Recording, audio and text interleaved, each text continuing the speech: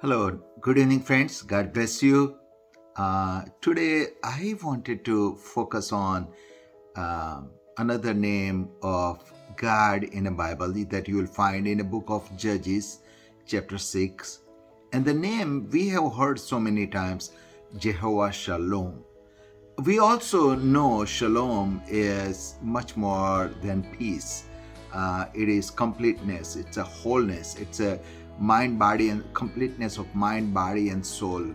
Um, However, if we look further in depth about what Jehovah Shalom means, or how that word first time appear in the Bible, where Gideon uses this name for God or name God, the place called Jehovah Shalom, it will reveal something about our lives and how we should approach our day-to-day situations, our things that we encounter. We call it a life. So let us look into the story and the meaning behind the Jehovah Shalom. So Jehovah Shalom includes two parts, two words, Jehovah. Now the Jehovah itself, that word is meaning is existing one, or the Lord. That means God is existed before time. God is existed, and the root word that Jehovah came from is Hava. Hava means to be or to exist. That means God is there. God is in existence, and then also it has it also suggests that what it would be, or to become, or specifically to become known. That means God who reveals himself unceasingly, God who exists, and God would become known, or God would become. That means he will continue to be eternity God. So that is a Jehovah. It has no beginning, no end. And then the second word is Shalom. It comes from the word called Shalem. Shalem means to be complete, or sound. And basically, the Shalom means it is peace, but more it is an absence of strife. Now, I don't have to explain you what strife is. We all are very familiar. So Shalom means completeness, wholeness, but it also is an absence of strife. But when you look into the story where Gideon named this place called Jehovah Shalom, it is a very, very significant story you need to read in Judges chapter 6. In this place, Gideon was in a situation, or not just the Gideon, but the entire Israelites, for 7 years. 7 years. Because they were under oppression of Midianites. And this oppression was so severe. If you read Judges chapter 6 verse 2, they say that they wanted to hide from Midianites. So they leave their homes, their own homes, and they dig up the holes in the ground, in the mountains. They dig out the caves and the dens, and they hide themselves. Because what was happening, that I need to read this situation, how desperate the situation is. Verse 3, it says, so it was 3 and onwards, 3 to 6. So it was wherever Israel had sown, Midianites would come up, also Amalekites and the people of the east would come up against them. Then they would encamp against them and destroy the produce of the earth as far as Gaza, and leave no substance for Israel, neither sheep, nor ox, nor donkey. So Midianites would raid over Israel, and they took away, destroy everything. They will destroy their harvest. They will destroy their animals, a donkey, ox, sheep. Nothing is left. How they will live? And this is not for one time. This is happening year after year after year. And by the story starts, it's been almost 7 years. And verse 5 says, therefore they would come up with their livestock and their tents, coming in numerous as locusts. So the Midianites are coming, not like they come in the morning and they will go away. No, they will come with their tents, they will dwell there. And day after day, they will destroy everything, leaving nothing for Israelites. And Bible says that they were in a very, very poor condition. Israel was in very, very poor condition. And then here is a beautiful thing. In those times, the angel of the Lord came to Gideon. Gideon himself, what he was doing, he was hiding himself and he was sheafing the grains in the winepress. Why? Because he wanted to have some grain for himself, but all this at the same time he was afraid of Midianites, because the Midianites were everywhere. And the angel of the Lord appeared to him, and he sat there, and he greets Gideon strangely. He says that, hey, Lord is with you, you mighty man of valor. And an angel sit there. Now, it is interesting why angel sits there. And I believe that angel was waiting on Gideon to do something. Why Gideon has to do something? Because in verse 4, the Lord turned to him and said, go in this might of yours, and you shall save Israel from the hand of Midianites. Have I not sent to you? So God is saying that, hey Gideon, you are mighty. I have sent you. What, instead of going and delivering the Israelites, what you are doing, you are hiding in the winepress, where they make the wine out of grapes. They will crush the grapes. We are hiding. I have sent you for one thing, and you are hiding here.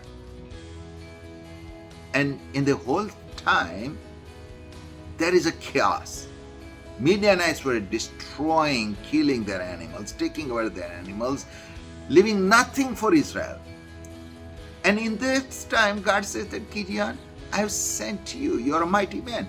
And then Gideon says that, okay, God, can I have a sign? Can I prepare something for you? And God said, okay, I will wait. So he went home. He prepared an offering, a goat, and the unleavened bread, and he bring it back. And there is no altar or nothing, right? And he put that offering on the rock. An angel of the Lord did not call out the fire from heaven. He just touched the edge of his staff to the rock, and the fire came out from the rock. From nowhere. It's a supernatural fire that just came out from the rock and consumed everything. And then Gideon was afraid, and he said that, oh my God, I've seen God. And he was so afraid, and then God said that, Gideon, verse 23, it says, peace be with you, do not fear, you shall not die. You are not going to die. And then verse 24, so Gideon built an altar there and called it, the Lord is peace, Jehovah Shalom. Now, the beautiful thing is, God told Gideon, you are mighty. God told Gideon, I have sent you. God told Gideon that you will deliver Israel from the hands of Midianites, and you will kill the Midianites, like one man, just one man kills the Midianite. You will do that mighty work. But at the same time, while this thing was happening, Midianites are still there. Midianites' tents are still there. Midianites are still destroying the crops. Midianites still are stealing away their ox and sheep and animals and donkey and everything. On one side, The strife is going on. The chaos is going on. The robbery is going on. The oppression is going on. On another side, Gideon calls that place Jehovah Shalom. How that is possible? Where there is no peace, where there is no rest, where there is no restoration, everything is still chaotic. But Gideon called that place Jehovah Shalom. It's very significant, because when God created this universe in Genesis 1:1, there was a darkness, there was a chaos, and there was a darkness. God said that let there be light, and there was light. It is not there is light, there was light. God called out what is already in existence. There was light. God said, let there be light, and there was light. Here, Gideon is getting something from God, and he says that Jehovah Shalom. So regardless how chaotic situation is, regardless how bad the situation is, Gideon did something. Gideon called out that place Jehovah Shalom. What he's saying, that where God is, where Jehovah is, who was, and who will be, is everlasting God. Where God is, there cannot be strife. There cannot be. There got to be a peace. So there is no peace here until this time, but he is proclaiming. He's proclaiming. And then if you read further down, then God says that, all right, let's start working. God says that, and then what Gideon did, Gideon went home. He took 10 people with him. 10 represents the law. So Gideon is moving from law to grace. God is not angry with him. God did not rebuke him. Gideon, I call you to deliver Midianites. What you are doing here? I call you, you are mighty, and what you are doing here, you are hiding. God did not rebuke him. God just reminded him who he is and how God sees him. Still, Gideon was afraid, so he took 10 people with him. 10 represents the law, and he is moving grace. The first thing he did, he cut down the altar. He tore down the altar, and he cut down the idol that was established or erected in his father's home.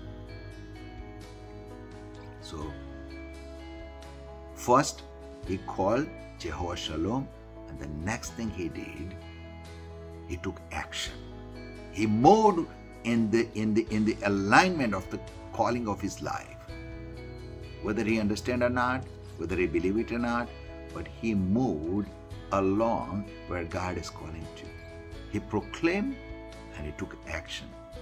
And that is the meaning, my friend. If we are, or if you find yourself in a very chaotic situation, proclaim what God is, Jehovah Shalom, and then God will show you what to do.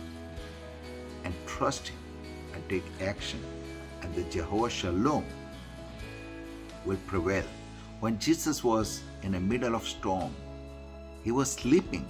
How can he sleep? Because there was a peace inside him. And when Jesus raised his hand, the peace inside him rise, and it calmed the storms. And the storm stopped. When we proclaim God's name, Jehovah Shalom, the peace that God himself, who dwells in us, will rise within you and will calm the storm. I hope God has blessed you today. Thank you.